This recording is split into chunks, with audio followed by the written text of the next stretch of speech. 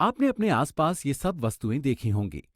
आइए एक एक करके इन तस्वीरों को देखें और इनकी आकृतियों को पहचानें। इस चित्र को देखिए। इसमें आपको कौन सी आकृति दिखाई दे रही है? ये एक पिज्जा का टुकड़ा है। ये त्रिभुजाकार है। ये कौन सी आकृति है? ये फर्श की टाइल है जो कि वर्गाकार है। इसे देखिए। इसमें आपको कौन सी आकृति दिखाई दे रही है? ये एक एलईडी टीवी है जिसकी आकृति आयताकार है। ये कौन सी आकृति है? ये पतंग है जो कि समचतुर्भुज है। शाबाश, आपने तो सभी आकृतियों को पहचान लिया। ये आकृतियां चतुर्भुज की श्रेणी में आती हैं क्योंकि इनकी 4 भुजाएं हैं। आपने ये सब भी अपने आसपास देखा ही होगा, लेकिन क्या आप इनकी आकृतियों को पहचान सकते हैं? आओ देखते हैं। ये एक हैंडबैग है। इसकी रूपरेखा देखो। ये एक नाव है। अब इसे देखो। ये एक वैन है। इसकी रूपरेखा ये है। क्या इन तीनों वस्तुओं की रूपरेखा हमें एक सामान्य आकृति देती है? जरा सोचो। जी हां, इन आकृतियों को समलंब कहा जाता है। हम देख सकते हैं कि समलंब एक चतुर्भुज है जिसकी भुजाओं का एक जोड़ा समानांतर है। आओ देखें कि ये दूसरी चतुर्भुज आकृतियों से कैसे भिन्न है। ध्यान दें, इसमें सिर्फ भुजाओं का एक जोड़ा ही समानांतर है। समलंब की असमानांतर भुजाएं और विकर्ण बराबर भी हो सकती हैं और नहीं भी। जैसे कि इस आकृति में दोनों असमानांतर भुजाएं बराबर हैं और दोनों विकर्ण भी बराबर हैं। ऐसे समलंब को समद्विबाहु समलंब भी कहते हैं। लेकिन इन आकृतियों में असमानांतर भुजाएं और विकर्ण बराबर नहीं हैं। समलंब की समानांतर भुजाएं कभी भी बराबर नहीं होंगी। समलंब के 4 कोण और 4 शीर्षक होते हैं। सभी आंतरिक कोणों का योग 360 डिग्री होता है।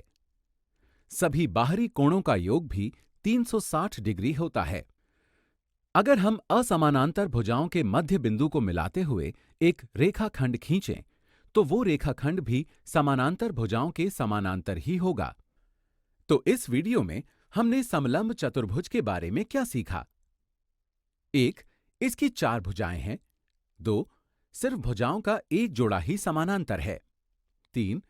असमानांतर भुजाएं और विकर्ण बराबर भी हो सकती हैं और नहीं भी। 4. 4 कोण और 4 शीर्षक होते हैं। 5.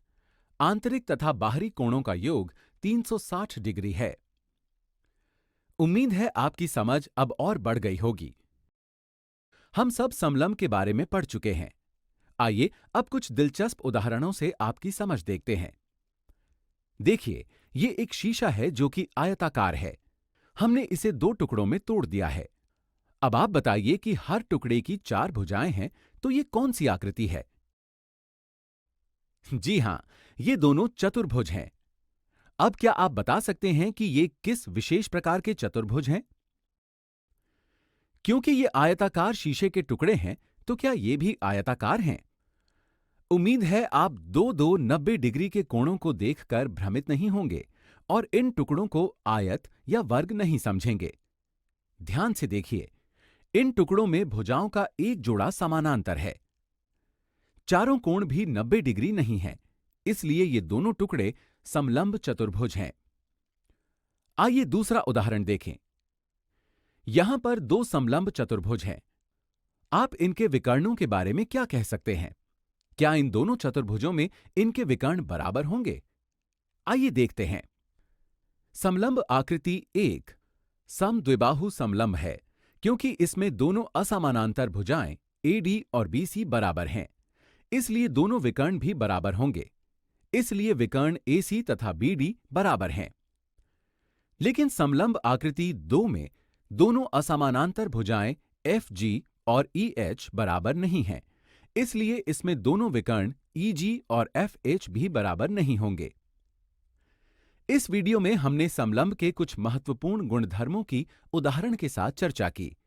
उम्मीद है आपकी समलंब आकृति की समझ और बढ़ गई होगी। आप इसे अपने व्यावहारिक जीवन में भी इस्तेमाल कर पाएंगे। इस वीडियो में हम समलंब चतुर्भुज के गुणधर्म को कुछ सवालों में इस्तेमाल करेंगे। आओ शुरू करते हैं। इन आकृतियों में से कौन सी आकृति समलंब चतुर्भुज है? क्या आपने पहचान लिया? इनमें से सिर्फ आकृति 1, 2 और 4 ही समलंब चतुर्भुज हैं, क्योंकि इनकी आमने सामने की भुजाओं का एक जोड़ा समानांतर है। आकृति 3 में कोई भी भुजाएं समानांतर नहीं हैं, इसलिए सिर्फ आकृति 3 समलंब चतुर्भुज नहीं है। आओ दूसरा उदाहरण देखते हैं। एक चतुर्भुज PQRS है। इसके 3 कोण क्रमशः 108 डिग्री, 90 डिग्री और 90 डिग्री हैं। चौथे कोण PQR का माप क्या होगा?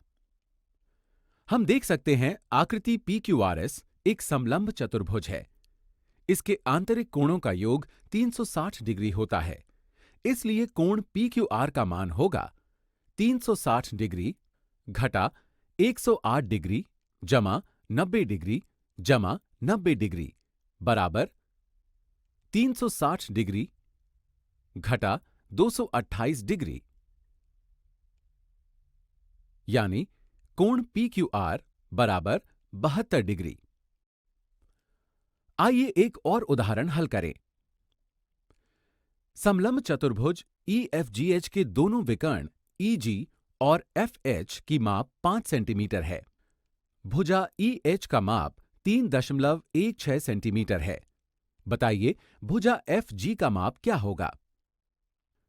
हम जानते हैं कि यदि किसी समलंब के दोनों विकर्ण बराबर हैं तो उसकी असमानांतर भुजाओं की लंबाई भी बराबर होगी। इसे समद्विबाहु समलंब कहते हैं। आकृति EFGH में भुजा EH और FG असमानांतर हैं, इसलिए भुजा FG का माप भी होगा 3.16 सेंटीमीटर। आइए इस प्रश्न को हल करें। समलंब चतुर्भुज ABCD में भुजा AB और CD समानांतर हैं। कोण DAB है 108 डिग्री और कोण BCD है 56 डिग्री। क्या आप बता सकते हैं कि कोण ABC और कोण ADC का मान क्या होगा? क्योंकि भुजा AB और CD समानांतर हैं, भुजा AD प्रतिच्छेदी रेखा है। हम जानते हैं इस स्थिति में कोण DAB और कोण ADC का योग 180 डिग्री होता है। कोण DAB का मान है 108 डिग्री, इसलिए कोण ADC होगा 180 डिग्री घटा 108 डिग्री बराबर 72 डिग्री। इसी प्रकार BC एक प्रतिच्छेदी रेखा है।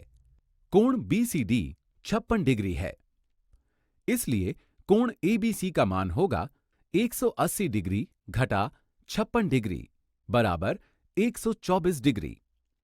उम्मीद है इन उदाहरणों को हल करके आप समलंब चतुर्भुज के गुणधर्म को और अच्छे से सीख गए होंगे।